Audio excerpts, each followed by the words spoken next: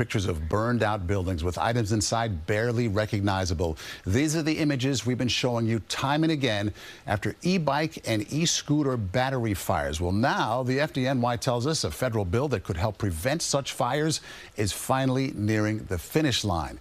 Investigative reporter Tim McNicholas has been covering this story for years now, shows us what it's going to mean if it gets the green light.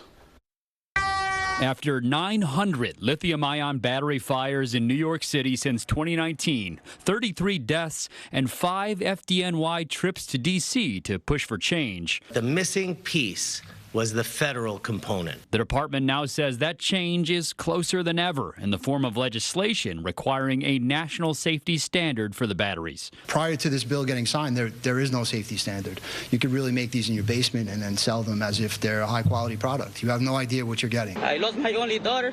It's been a year and a half since New York's U.S. senators announced the legislation alongside a father who lost his daughter to one of the fires. The bill to require the U.S. Consumer Product Safety Commission to create a federal safety standard stalled for months.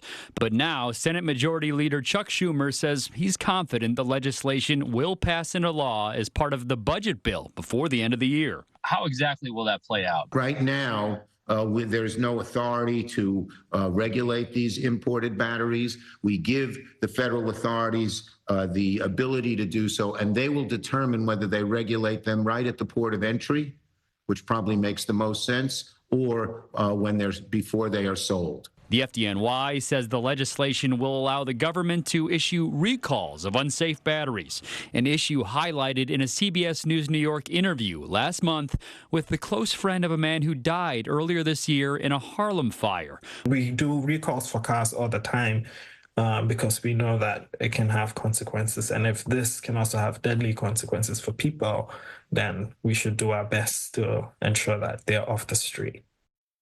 And Tim McNicholas joins me now. So, Tim, we've been watching your reporting on this for 2 years now. One of the loopholes you found is that these things can be sold online. Does this law get into that at all?